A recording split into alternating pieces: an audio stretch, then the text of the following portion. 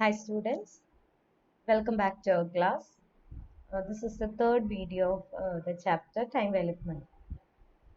The last video we already discussed about the term time value of money, then techniques of time value of money, and already discussed about the term future value technique or the technique future value or compounding calculation.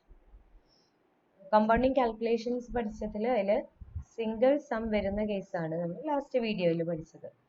അതിൽ തന്നെ ഈ single some invest ചെയ്യുമ്പോൾ അല്ലെങ്കിൽ single some നമ്മുടെ payment വരുന്ന കേസിൽ എങ്ങനെയൊക്കെയാണ് calculation വരിക എന്ന് പഠിച്ചു. ദെൻ അതിൽ തന്നെ മൾട്ടിപ്പിൾ പീരീഡ് കോമ്പൗണ്ടിങ് പീരീഡ് വരുന്ന കേസ് പഠിച്ചു. 1 ഇയർ വൈസ് കോമ്പൗണ്ടിങ് നടക്കുന്നതും ദെൻ ക്വാർട്ടർലിയോ ഹാഫ് ഇയർലിയോ അല്ലെങ്കിൽ മന്ത്ലിയോ ഒക്കെ കോമ്പൗണ്ടിങ് നടക്കുന്നത് എങ്ങനെയാണ്, അങ്ങനെയുള്ള സിറ്റുവേഷനിൽ എങ്ങനെ ഫ്യൂച്ചർ വാല്യൂ കാണാം എന്നുള്ളത് പഠിച്ചിരുന്നു. ദെൻ അതിനെ ബേസ് ചെയ്ത് പിന്നെ നമ്മൾ പഠിച്ചത് ഇഫക്റ്റീവ് റേറ്റ് കാൽക്കുലേറ്റ് ചെയ്യുന്നത് എങ്ങനെ, ദെൻ ഡബിളിംഗ് പീരീഡ് കാൽക്കുലേറ്റ് ചെയ്യുന്നത് എങ്ങനെ. ഇത്രയാണ് നമ്മൾ ലാസ്റ്റ് വീഡിയോയിൽ പറഞ്ഞത്. അടുത്തത് നമ്മുടെ ഫ്യൂച്ചർ വാല്യൂയിൽ തന്നെ ഫ്യൂച്ചർ വാല്യൂ കാൽക്കുലേഷൻ്റെ തന്നെ അടുത്ത ടെക്നിക്കിലേക്ക് പോവാണ്. ഫ്യൂച്ചർ വാല്യൂ കാൽക്കുലേഷൻ്റെ അടുത്ത ടെക്നിക്ക് എന്ന് പറയുന്നത് future value of A series of cash flows and or annuity. Series of ഇതുവരെ നമ്മൾ പറഞ്ഞിരുന്നതിൽ ഒരൊറ്റ എമൗണ്ട് ഒരു സിംഗിൾ സം ഇൻവെസ്റ്റ് ചെയ്യുന്ന കേസിൽ എങ്ങനെയാണ് ഫ്യൂച്ചർ വാല്യൂ കാൽക്കുലേഷൻ എന്നാ പറഞ്ഞിരുന്നത്. അടുത്തതിൽ നമ്മൾ പഠിക്കാൻ പോകുന്നത് സീരീസ് ഓഫ് ക്യാഷ് ഫ്ലോസ് വരുന്ന കേസിൽ എങ്ങനെയാണ് ഫ്യൂച്ചർ വാല്യൂ കാൽക്കുലേഷൻ വരിക എന്നുള്ളതാണ്. ഇതില് മെയിൻ ആയിട്ട് നമ്മൾ സാധാരണ കേസിൽ ഇപ്പോൾ ഈ സീരീസ് ഓഫ് ക്യാഷ് ഫ്ലോ എന്ന് പറയുമ്പോൾ അത് രണ്ട് കേസ് വരാം. ക്യാഷ് ഫ്ലോസ് ഈക്വൽ ആയിട്ടും വരാം, അൺഈക്വൽ ആയിട്ടും വരാം. ആദ്യം പറയാൻ പോകുന്നത് ഈക്വൽ ആയിട്ട് ഇൻവെസ്റ്റ്മെന്റോ അല്ലെങ്കിൽ ഈക്വൽ ആയിട്ടുള്ള പേയ്മെന്റോ വരുന്ന കേസിൽ എങ്ങനെയാണ് കോമ്പൗണ്ടിങ് നടക്കുക എന്നുള്ളത്. Normally investments may be made at different time period such as at the end of the year, first year, second year, third year, fourth year and etcetera. Here the compound value received after specified period, say 4 years. In this case, first payment locked up for 3 years. ഇതിൽ നമ്മൾ first ഇയറിന്റെ എൻഡിലാണ് ആദ്യത്തെ investment നടക്കുന്നത്. ഇതൊരു example ഒരു problem നോക്കുകയാണെങ്കിൽ first ഇയറിന്റെ എൻഡിൽ investment then 4,000 ചെയ്യണു, second ഇയറിന്റെ എൻഡിൽ 5,000 ചെയ്യുന്നു, തേർഡ് ഇയറിന്റെ എൻഡിൽ 6,000, ഫോർത്ത് ഇയറിന്റെ എൻഡിൽ 7,000. അങ്ങനെ 4 വർഷത്തേക്കാണ് അവിടെ ഇൻവെസ്റ്റ്മെന്റ് നടത്തിയിരിക്കുന്നത്. ഈ 4 വർഷം കൊണ്ട് അവർ ഇൻവെസ്റ്റ് ചെയ്ത എമൗണ്ട് എല്ലാം കൂടെ പ്ലസ് ഇൻട്രസ്റ്റും കൂടെ എത്ര തിരിച്ചു കിട്ടും എന്നുള്ളതാണ് ഇതിൽ നമ്മൾ കാൽക്കുലേറ്റ് ചെയ്യേണ്ടത്. അപ്പൊ ആദ്യത്തെ കേസ് നോക്കുകയാണെങ്കിൽ 4,000 ഫസ്റ്റ് ഇയറിന്റെ എൻഡിലാണ് ഇൻവെസ്റ്റ് ചെയ്യുന്നത്. ഫസ്റ്റ് ഇയറിന്റെ എൻഡിൽ ഇൻവെസ്റ്റ് ചെയ്യുക എന്ന് പറയുമ്പോൾ ആ വർഷത്തേക്ക് നമ്മൾ ഇൻട്രസ്റ്റ് കാൽക്കുലേഷൻ ചെയ്യുന്നില്ല, പകരം അടുത്ത വർഷം. അപ്പൊ 4 വർഷത്തിൽ ആദ്യത്തെ വർഷം പോയി കഴിഞ്ഞാൽ പിന്നെയുള്ള ബാക്കി 3 വർഷം മാത്രമാണ് അവിടെ ഇൻട്രസ്റ്റ് കാൽക്കുലേഷൻ നടക്കുക ഈ 4,000ന്റെ കേസിൽ. ഇനി അതേപോലെ സെക്കൻഡ് ഇയറിന്റെ എൻഡിൽ 5,000 ഇൻവെസ്റ്റ് ചെയ്തു. സെക്കൻഡ് ഇയറിന്റെ എൻഡിൽ ഇൻവെസ്റ്റ് ചെയ്തു എന്ന് പറഞ്ഞാലും ഇനിയുള്ള ആ രണ്ടാമത്തെ വർഷത്തിലെ ഇൻട്രസ്റ്റ് കാൽക്കുലേഷനിൽ അത് എടുക്കില്ല, ബാക്കിയുള്ള 2 വർഷത്തെ കാൽക്കുലേഷനിൽ മാത്രമേ അത് എടുക്കുള്ളൂ. പിന്നത്തേത് തേർഡ് ഇയറിന്റെ എൻഡിൽ എന്ന് പറയുമ്പോൾ അവിടെ എമൗണ്ട് ലോക്ക്ഡ് ആയിരിക്കുന്നത് 1 ഇയർ ആണ്. ഫോർത്ത് ഇയറിന്റെ എൻഡ് എന്ന് പറയുമ്പോൾ അതോടുകൂടി നമ്മുടെ ഇൻവെസ്റ്റ്മെന്റ് കഴിഞ്ഞു, നമ്മൾ അത് വിഡ്രോ ചെയ്യണം. അപ്പൊ അവിടെ അത് ഇൻട്രസ്റ്റ് കാൽക്കുലേഷൻ ആയിട്ട് എടുക്കുന്നില്ല. ഇവിടെ എങ്ങനെയാണ് ആ എമൗണ്ട് എത്ര ഇയർ കോമ്പൗണ്ട് ചെയ്യണു എന്നുള്ള ആ പീരീഡ് നമ്മൾ ആദ്യം കാണും. In this case, first payment locked up for 3 years, that's n-1, and second payment locked up for n-2, and third one n-3, and so on, and fourth one n-4, that is 0. ഈ question നോക്കുക, അതിൽ പറഞ്ഞിരിക്കുന്ന എമൗണ്ടുകൾ കിട്ടി, then rate of interest പറഞ്ഞിരിക്കുന്നത് 12% ആണ്. അപ്പൊ ആദ്യത്തെ ഇത് നമുക്ക് രണ്ട് രീതിയിൽ കാണാം, ഇക്വേഷൻ ഇട്ട് കാണാം അല്ലെങ്കിൽ ടേബിൾ വാല്യൂ വെച്ച് ചെയ്യാം. രണ്ട് രീതിയിലും ചെയ്യാം. ഇക്വേഷൻ ഇടുമ്പോൾ നമുക്ക് കുറച്ച് ബുദ്ധിമുട്ടാണ്, അപ്പൊ അതിന് എളുപ്പം ടേബിൾ വാല്യൂ ചെയ്യുന്നതാണ്. ആദ്യം ഇക്വേഷൻ ഇട്ട് ചെയ്യുന്നത് എങ്ങനെയാന്ന് പറയാം. 4,000 എന്നുള്ളത് നമ്മൾ ഇൻവെസ്റ്റ് ചെയ്യുന്നത് ഫസ്റ്റ് ഇയറിന്റെ എൻഡിലാണ്. അപ്പൊ അതുകൊണ്ട് 3 ഇയേഴ്സിലേക്ക് മാത്രമാണ് നമ്മൾ അത് ഇൻട്രസ്റ്റ് കാൽക്കുലേഷൻ എടുക്കുന്നുള്ളൂ. അപ്പൊ അവിടെ നമ്മൾ കാൽക്കുലേറ്റ് ചെയ്യണം 4,000 × 1 + 0.12 raised to 3. ദെൻ അടുത്ത എമൗണ്ട് 2 ഇയർ സെക്കൻഡ് ഇയറിന്റെ എൻഡിൽ ഇൻവെസ്റ്റ് ചെയ്യണം. അപ്പൊ അത് 2 വർഷം മാത്രമേ ഇൻട്രസ്റ്റ് കാൽക്കുലേഷൻ എടുക്കുന്നുള്ളൂ. അപ്പൊ അതിന്റെ ഇക്വേഷനിൽ ഇട്ടു. അതുപോലെ തേർഡ് ഇയറിന്റെ ഇട്ടു. ദെൻ ഫോർത്ത് ഇയറിന്റെ എൻഡിൽ എന്ന് പറയുമ്പോൾ ഇവിടെ 1 + 0.112 റേസ് ടു 0. റേസ് ടു 0 എന്ന് പറഞ്ഞത് 1 തന്നെ. 7000 into 1 7000 എന്ന് വരും. അങ്ങനെ 4 വർഷത്തിലെ ആ കാൽക്കുലേഷൻ എത്രയാണ്, അതിന്റെ ടോട്ടൽ എത്രയാണെന്നുള്ളത് എടുക്കാം. അപ്പോൾ ഈ ഒരു എമൗണ്ടിൽ നിന്ന് നമുക്ക് കിട്ടുന്നത് ടോട്ടല് 25,610 ആണ് നമുക്ക് കിട്ടുന്ന എമൗണ്ട് അറ്റ് ദി എൻഡ് എന്നുള്ളത്. ഇത് ഇക്വേഷൻ യൂസ് ചെയ്ത് കാൽക്കുലേറ്റ് ചെയ്യുന്നതാണ്. ഇതേ ക്വസ്റ്റ്യൻ തന്നെ നമുക്ക് ടേബിൾ വാല്യൂ വെച്ച് ചെയ്യാം. അപ്പൊ ടേബിൾ വാല്യൂ വെച്ച് ചെയ്യുമ്പോൾ നമ്മൾ ആദ്യം എഴുതുക, ഫസ്റ്റ് കോളം ഇയർ ആയിട്ട് കൊടുക്കുക, ദെൻ സെക്കൻഡ് കോളം ഈ എമൗണ്ട് കൊടുക്കുക, ഇത് നമ്മൾ ഇൻവെസ്റ്റ് ചെയ്യുന്ന എമൗണ്ട് പി. തേർഡ് കോളം എത്ര ഇയർ, കോമ്പൗണ്ട് ചെയ്യുന്ന ഇയർ എന്ന് പറഞ്ഞിട്ട് കൊടുക്കണം. അപ്പൊ 4000ന്റെ കേസിൽ നമ്മൾ കൊടുക്കേണ്ട ഇയർ 3 ആണ്, 5000ന്റെ കേസിൽ 2, 6000ന്റെ കേസിൽ 1 ആൻഡ് 7000ന്റെ കേസിൽ 0. എന്നിട്ട് ടേബിളിൽ നിന്ന് വാല്യൂ എടുക്കുക.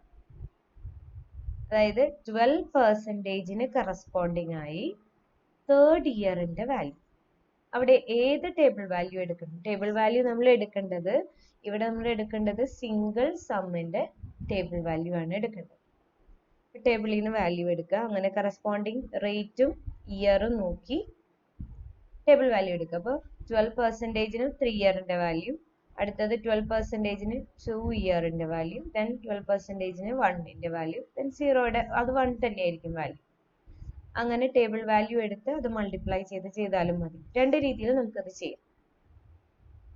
ഓക്കെ, ഇതാണ് സീരീസ് ഓഫ് ക്യാഷ് ഫ്ലോ. ഇത് സീരീസ് ഓഫ് അൺഈക്വൽ ക്യാഷ് ഫ്ലോയുടെ കേസാണ്. ഇത് ഇക്വേഷൻ ഇട്ട് ചെയ്താണ്. ഇനി അടുത്തൊരു ക്വസ്റ്റ്യൻ നമുക്ക് ഇക്വേഷൻ അല്ല ടേബിൾ വാല്യൂ വെച്ച് ചെയ്യുന്നത് നോക്കാം. Here the question is calculate the future value at the end of 5 years for the following series of payments at 10% rate of interest. Year 1, 2, 3, 4, 5, then payments 2000, 3000, 4000, 5000 and 6000. നേരത്തെ ഞാൻ പറഞ്ഞ പോലെ table വരയ്ക്കുക, year കൊടുക്കുക, invest ചെയ്യുന്ന എമൗണ്ട് കൊടുക്കുക, then compound ചെയ്യുന്ന year കൊടുക്കുക.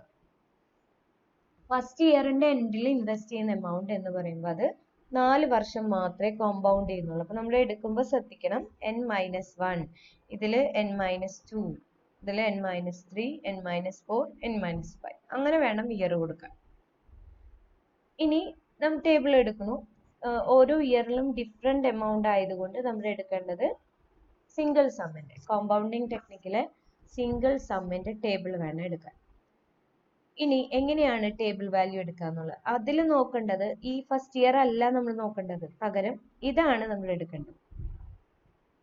ഫോർത്ത് ഇയറിന് കറസ്പോണ്ടിങ് ആയിട്ട് 12%ന്റെ വാല്യൂ, അതുപോലെ തേർഡ് ഇയറിന് കറസ്പോണ്ടിങ് ആയിട്ട് 10%ന്റെ വാല്യൂ, ദെൻ സെക്കൻഡ് ഇയറിന് കറസ്പോണ്ടിങ് ആയിട്ട് 10%. അങ്ങനെ ടേബിൾ വാല്യൂ എടുത്തു. ആ ടേബിൾ വാല്യൂ വെച്ച് നമ്മൾ അതിൽ നിന്ന് ടേബിൾ വാല്യൂ എടുത്തെഴുതി.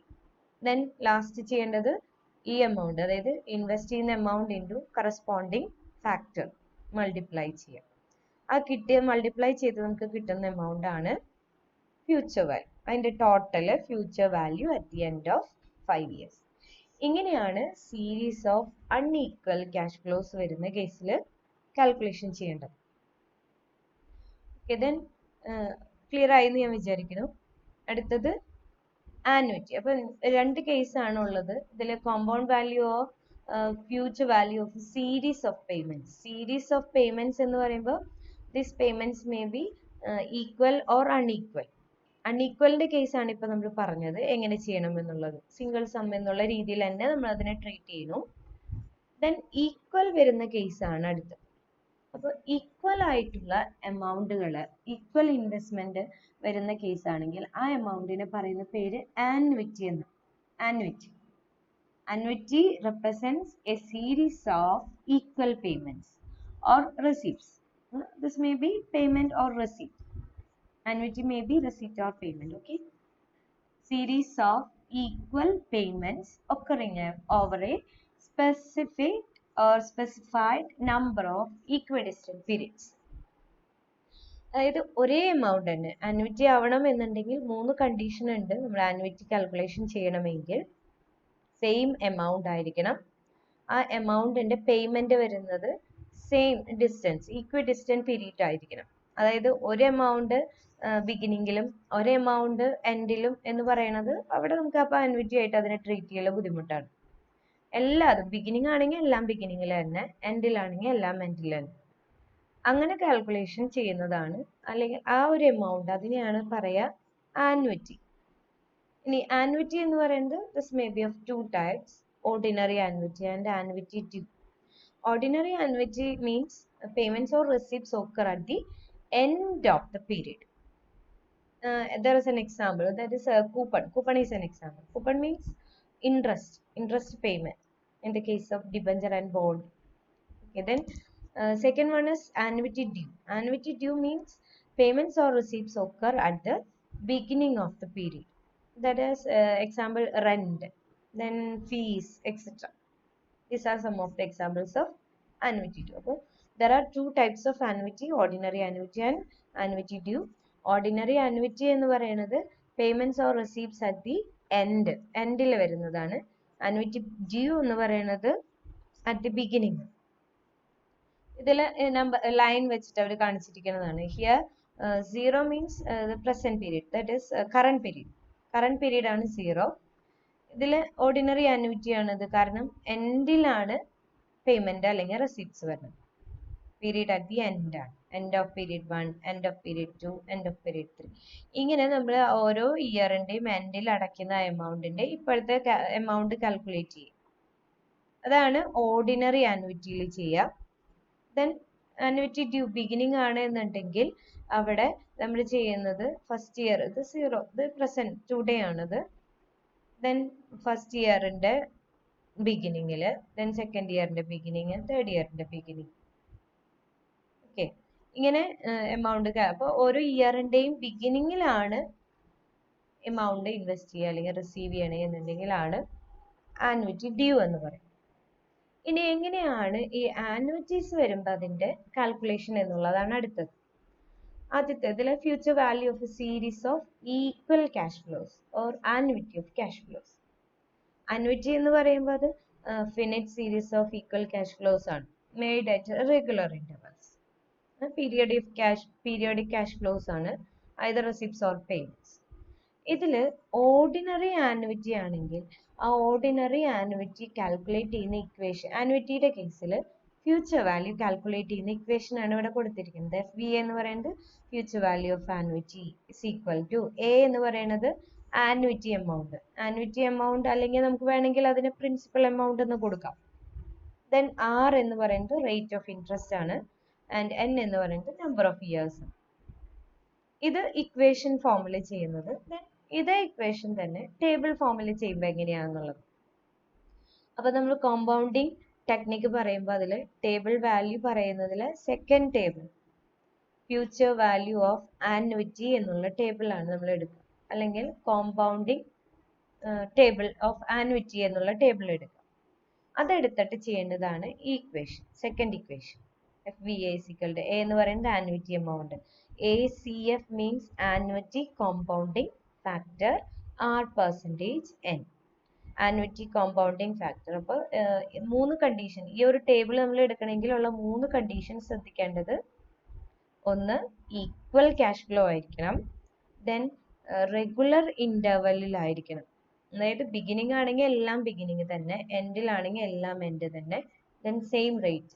ഈ 3 കണ്ടീഷൻ ഓക്കെ ആണെങ്കിൽ മാത്രമാണ് നമ്മൾ അത് ആനുവിറ്റി കാൽക്കുലേഷൻ എന്നുള്ള രീതിയിൽ എടുക്കാൻ പാടുള്ളൂ. ഓക്കെ, ഇതിൽ എൻഡിൽ, അതായത് ഓർഡിനറി ആനുവിറ്റി കാൽക്കുലേറ്റ് ചെയ്യാനുള്ള ഇക്വേഷൻ ആണ് ഈ പറഞ്ഞിരിക്കുന്ന ഇക്വേഷൻ. അടുത്തത് ആനുവിറ്റി ഡ്യൂ. ആനുവിറ്റി ഡ്യൂ വരുന്ന കേസിൽ നമ്മൾ നേരത്തെ പറഞ്ഞ ഇക്വേഷൻ തന്നെ, അതിലൊരു വ്യത്യാസം, ചെറിയൊരു വ്യത്യാസം എന്ന് പറയുന്നത് ആ ഇക്വേഷന്റെ കൂടെ 1+R എന്നുള്ളതും കൂടെ മൾട്ടിപ്ലൈ ചെയ്യും. ഒരു വ്യത്യാസമുള്ളൂ. ടേബിൾ വാല്യൂ ചെയ്യുമ്പോഴായാലും അങ്ങനെ തന്നെ അതിന്റെ കൂടെ 1+R എന്നുള്ളത് മൾട്ടിപ്ലൈ ചെയ്യും. ഇങ്ങനെ 2 ഇക്വേഷൻ ആണ് കോമ്പൗണ്ടിങ് കാൽക്കുലേഷനിലെ ആനുവിറ്റി വരുന്ന കേസിലുള്ളത്. ഓക്കെ ദെൻ ഇതൊരു ക്വസ്റ്റ്യൻ ആണ്. ഇതിൽ പറഞ്ഞിരിക്കുന്നത് mister A deposits ₹1000 at the end of every year for 4 years. അപ്പോൾ ഇവിടെ ക്വസ്റ്റ്യൻ ശ്രദ്ധിക്കുക, അത് ആൻവിറ്റി ആണോ സിംഗിൾ സം ആണോ എന്നറിയാനായിട്ട് നിങ്ങൾ ശ്രദ്ധിക്കേണ്ടത് ജസ്റ്റ് ഡെപ്പോസിറ്റ് ₹1000 എന്ന് മാത്രമേ പറഞ്ഞിട്ടുള്ളൂ, വേറെ പ്രത്യേകിച്ച് ഒന്നുമില്ല. അപ്പൊ അങ്ങനെ പറഞ്ഞിട്ടുണ്ടെങ്കിൽ അത് സിംഗിൾ സം. പക്ഷെ ഈ ഒരു ക്വസ്റ്റ്യൻ നമുക്ക് നോക്കുകയാണെങ്കിൽ ഇതിൽ നമുക്ക് കാണാം at the end of every year, എല്ലാ വർഷത്തിന്റെയും അവസാനം ഈ 1000 ഇൻവെസ്റ്റ് ചെയ്യുന്നുണ്ട്. അപ്പൊ എൻഡ് ഓഫ് എവരി ഇയർ എന്നുള്ളൊരു ടേം ഉണ്ടെങ്കിൽ അത് ആനുവിറ്റി ആണ്. എവരി ഇയർ എന്ന് പറഞ്ഞാൽ അത് ആനുവിറ്റി. അതൊന്ന് ശ്രദ്ധിക്കുക. പിന്നെ ഇയറിലെ എല്ലാതും പ്രത്യേകിച്ച് ഇതിലിപ്പോ ഒന്നും പറഞ്ഞിട്ടില്ല, എൻഡ് എന്ന് പറഞ്ഞിട്ട് ഓക്കെ, അപ്പൊ അത് ഓർഡിനറി ആനുവിറ്റി ആണ് ചെയ്യേണ്ടത്. എല്ലാം എൻഡിലാണ് വരിക, അപ്പൊ അത് ഓർഡിനറി ആനുവിറ്റി ആണ്. Then rate 10%. 4 വർഷം കഴിഞ്ഞാൽ ഈ എമൗണ്ട് എത്രയായിരിക്കും എന്നുള്ളതാണ് നമ്മളോട് കാണാൻ പറഞ്ഞിരിക്കുന്നത്. അപ്പൊ നമുക്ക് വേണമെങ്കിൽ കോമ്പൗണ്ട് ഫാക്ടർ ടേബിൾ വെച്ച് യൂസ് ചെയ്ത് കണ്ടുപിടിക്കാം, അല്ലെങ്കിൽ ഇക്വേഷൻ ഇട്ട് ചെയ്യാം. രണ്ട് രീതിയിലും ചെയ്യാം. ഈ 1000 തന്നെ ഓരോ വർഷം കോമ്പൗണ്ട് ചെയ്യുന്നത് ഫസ്റ്റ് കേസ് പറഞ്ഞിരുന്നു, അതായത് n-1, n-2, n-3 ഇട്ട് ചെയ്യണത്. അങ്ങനെ ചെയ്യണമെങ്കിൽ അങ്ങനെ ചെയ്യാം, അല്ലെങ്കിൽ നമുക്ക് നേരത്തെ പറഞ്ഞ ടേബിൾ വാല്യൂ ഇട്ട് ചെയ്യാം. ഇവിടെ ഒരു ടേബിൾ വാല്യൂ ഇട്ടും ചെയ്തിട്ടുണ്ട്, രണ്ട് രീതിയിലും ചെയ്തിട്ടുണ്ട്. ഓക്കെ, ഇവിടെ 1000 ആണ് ഇൻവെസ്റ്റ് ചെയ്യുക. എമൗണ്ട് സെയിം ആയതുകൊണ്ട് നമ്മൾ നേരത്തെ പറഞ്ഞ പോലെ ടേബിൾ വരച്ചില്ല എന്നേ ഉള്ളൂ. ടേബിൾ വരച്ച് ചെയ്യണമെങ്കിൽ ടേബിൾ വരച്ചും ചെയ്യാം. ഓക്കെ, ദെൻ ഇതിൽ ഈ ഇക്വേഷൻ നോക്കുക, ടേബിൾ വാല്യൂ വെച്ചുള്ള ഇക്വേഷൻ അല്ലെ. ആർ എന്ന് പറയുന്നത് നമ്മൾ ഇൻവെസ്റ്റ് ചെയ്യുന്ന എമൗണ്ട്, ആനുവിറ്റി, റെഗുലർ ഇന്റർവെല്ലിൽ ഇൻവെസ്റ്റ് ചെയ്യുന്ന amount annuity, that is 1000. ACFR percentage എന്ന് പറയുന്നത് annuity compound factor. Here the percentage is 10% and 4 year. Table എടുക്കുക, ആനുവിറ്റിയുടെ ടേബിൾ എടുക്കുക, ആനുവിറ്റി കോമ്പൗണ്ടിങ് ടേബിൾ. കോമ്പൗണ്ടിങ് ടേബിളിലെ ആനുവിറ്റി ടേബിൾ എടുത്തു, അതിൽ 10%ന് കറസ്പോണ്ടിങ് ആയിട്ട് 4 ഇയറിന്റെ വാല്യൂ എടുത്തു. നമുക്ക് ടേബിളിൽ നിന്ന് കിട്ടി 4.641. This is the factor. Then multiplied this value with 1000. Then we get 4641. This is the future value at the end of 4th year. അപ്പോൾ ആനുവിറ്റി ആണ് എന്നുണ്ടെങ്കിൽ 3 കണ്ടീഷൻ ഞാൻ പറഞ്ഞത് ഓർക്കാം. സെയിം എമൗണ്ട് ആയിരിക്കണം, സെയിം പീരീഡിലായിരിക്കണം. അതായത് എൻഡ് പറയുകയാണെങ്കിൽ എല്ലാ ഇൻവെസ്റ്റ്മെന്റ് അല്ലെങ്കിൽ എല്ലാ പേയ്മെന്റും വരുന്നത് എൻഡിലായിരിക്കണം. ദെൻ റേറ്റ് പറയുന്നത് സെയിം റേറ്റ് ആയിരിക്കണം. ഇതിൽ ഏതെങ്കിലും ഒരു കണ്ടീഷൻ മാറിയാൽ പിന്നെ നമ്മൾ അതിനെ ആനുവിറ്റി ആയിട്ട് എടുക്കരുത്. ഓക്കെ, ദെൻ അടുത്തത് ആനുവിറ്റി ഡ്യൂ വരുന്ന കേസാണ്. ആനുവിറ്റി ഡ്യൂ വരുന്ന കേസിൽ ഇവിടെ ക്വസ്റ്റ്യനിൽ അവർ എടുത്തു പറഞ്ഞിട്ടുണ്ട് at the beginning of each year. നേരത്തെ ക്വസ്റ്റ്യനിൽ എൻഡ് എന്ന് പറഞ്ഞു, ഇനി ചിലപ്പോൾ ക്വസ്റ്റ്യനിൽ ഒന്നും പറഞ്ഞിട്ടില്ല, ഈ എൻഡ് എന്നൊന്നും പറഞ്ഞിട്ടില്ല. Mister A deposits ₹1000 in each year, അല്ലെങ്കിൽ ഇൻ എവരി ഇയർ എന്ന് മാത്രമേ പറഞ്ഞിട്ടുള്ളൂ. അങ്ങനെ എവരി ഇയറിൽ ചെയ്യുന്നുണ്ടെന്ന് മാത്രമേ പറഞ്ഞിട്ടുള്ളൂ, എൻഡ് എന്നോ പറഞ്ഞിട്ടില്ല, ബിഗിനിങ്ങോ പറഞ്ഞിട്ടില്ല. അപ്പൊ ഈ കേസിൽ നമ്മൾ എടുക്കേണ്ടത് അതിനെ ഓർഡിനറി ആനുവിറ്റി ആയിട്ട് എടുക്കണം. എൻഡ് എന്നോ ബിഗിനിങ് എന്നോ ക്വസ്റ്റ്യനിൽ പറയാത്ത കേസിൽ അതിനെ ഓർഡിനറി ആനുവിറ്റി ആയിട്ട് എടുക്കണം. ഓക്കെ, ദെൻ ബിഗിനിങ് എന്ന് പറഞ്ഞിട്ടുണ്ടെങ്കിൽ മാത്രം ആനുവിറ്റി ഡ്യൂ ആയിട്ട് എടുക്കണം. അപ്പൊ ഇവിടെ ആനുവിറ്റി ബിഗിനിങ് എന്ന് പറഞ്ഞിട്ടുണ്ട്, അതായത് 10,000 ഈച്ച് ഇയറിൽ ഇൻവെസ്റ്റ് ചെയ്യുന്നുണ്ട്. അപ്പൊ അത് ആനുവിറ്റി എമൗണ്ട് ആണ്, ബിഗിനിങ്ങിലാണ്, അപ്പൊ ആനുവിറ്റി ഡ്യൂ ആയി. ഇയർ 4 ആണ്, ദെൻ 12%. അപ്പൊ നമുക്ക് മനസ്സിലായി അത് ആനുവിറ്റി ആണ്. നേരത്തെ പറഞ്ഞ പോലെ രണ്ട് രീതിയിൽ നമുക്ക് ചെയ്യാം, വേണമെങ്കിൽ ഓരോ ഇയറിലെ സെപ്പറേറ്റ്. ഇപ്പൊ ഇത് ബിഗിനിങ് ഇൻവെസ്റ്റ് ചെയ്യുന്നത് കൊണ്ട് n-1 ചെയ്യേണ്ട കാര്യമില്ല, കാരണം ആ വർഷത്തിലെ കോമ്പൗണ്ടിങ്ങിലും നമുക്ക് അത് എടുക്കാൻ പറ്റും. 4th ഇയറിന്റെ ബിഗിനിങ്ങിലല്ല നടക്കുന്നത് കൊണ്ട്. അപ്പൊ ആദ്യം 10,000 into 1 + 0.12 ചെയ്തു. പിന്നെ അടുത്തത് രണ്ടാമത്തെ വർഷത്തിന്റെ ആദ്യത്തിലാണ്, അപ്പൊ ആ വർഷത്തെ ഇൻട്രസ്റ്റ് കാൽക്കുലേഷൻ നമ്മൾ അത് എടുക്കും. അപ്പൊ n-1 ചെയ്യേണ്ട കാര്യമില്ല, 10,000 into 1 + 0.12 അങ്ങനെ ഓരോ വർഷത്തെയും ചെയ്യാം. വേണമെങ്കിൽ ഇങ്ങനെ ചെയ്യാം, അല്ലെങ്കിൽ നമ്മൾ ഇതിനു മുൻപ് പറഞ്ഞ ഈ ഇക്വേഷൻ ഇട്ടിട്ട് നമുക്ക് നേരിട്ട് ചെയ്യാം, അല്ലെങ്കിൽ ടേബിൾ വാല്യൂ വെച്ച് അതും ചെയ്യാം. രണ്ട് രീതിയിലും ചെയ്യാം. ഇങ്ങനെ ചെയ്താലും ആൻസർ ഒന്ന് തന്നെ കിട്ടാം. ഇതിൽ മെച്യൂരിറ്റി വാല്യൂ കിട്ടിയിരിക്കുന്നത് 53,528 ആണ്. That's all about today's video. Thank you.